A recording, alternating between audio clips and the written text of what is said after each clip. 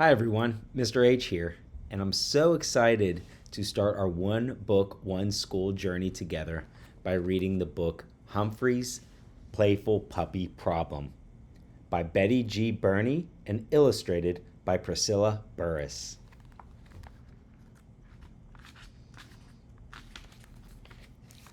Chapter 1. It was a Friday afternoon at Longfellow School. I'm the classroom hamster in room 26.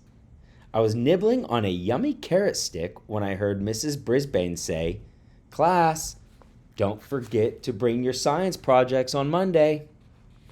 That was such exciting news. I almost dropped my carrot. My classmates had been talking about their experiments all week. They sounded very interesting. I turned to Og, the other classroom pet. "Did you hear that, Og?" I said. "We're going to see all the science projects on Monday." "Boing, boing," Og replied. He makes a funny sound, but he can't help it. He's a frog. "Would any of you like to tell us about your project now?" Mrs. Brisbane asked. "I would." "Raise your hand," Heidi called out. "Heidi, what did you forget to do?" Mrs. Brisbane said. Heidi raised her hand. "Sorry," she said. "I'm testing different liquids to see how long it takes for them to freeze." "Interesting," Mrs. Brisbane said. "What have you tried?" "Plain water, sugar water, and salt water," Heidi said. AJ's hand shot up. "I don't get it," he said in a loud voice. "Won't they be melted by the time you get to school?" "Lower your voice, AJ," Mrs. Brisbane reminded him. "All right," he said in a softer voice. "But won't they melt?" "Yes," Heidi said. "So I'm taking pictures and keeping a chart. That's what I'll be bringing in." Just thinking about things that are cold, cold, cold made me shiver, even though I have a fur coat. "How about you, Saya?"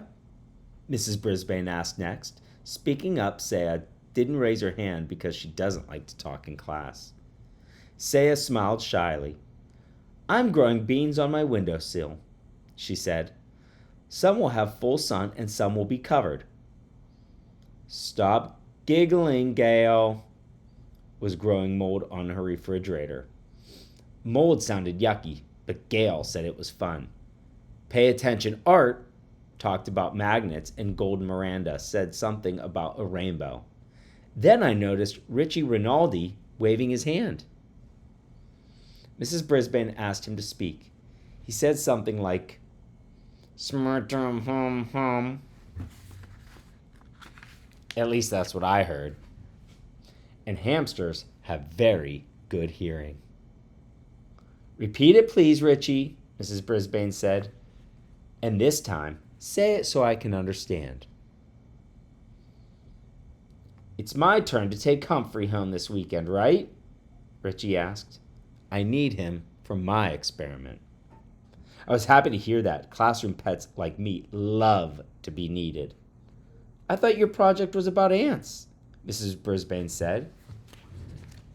"It was," Richie replied, "but my mom didn't like having ants in the house. Now I have a better idea using a hamster." Mrs. Brisbane checked her list. "Yes, Richie," she said. "It's your turn to take Humphrey home. Do you want to tell us about your new experiment?" "Yes, tell us," I shouted. Of course, all my friends heard was squeak, squeak, squeak. Richie thought for a moment. I think it should be a surprise. Kirk Chen raised his hand. "I know what it is," he said. "Richie's going to turn Humphrey into a monster." Then he raised his arms straight out in front of him and made a scary face. "And when he's a monster, he can have a ghoul friend," Kirk added. Everybody laughed. It was funny, unless you were the hamster who was going to be turned into a monster. And I really didn't want a ghoul friend. Boing, boing, boing. Og sounded worried. After all, his tank sits next to my cage on the table by the window. He probably didn't want to have a monster for a neighbor. I was happy for him. But Richie had a big smile on his face. I was happy for him.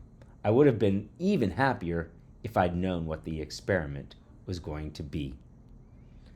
All right, boys and girls, that's all for today. I look forward to reading the rest of this book with you and following along with all of our teacher helpers who are going to be reading chapters with us. Bye, everybody.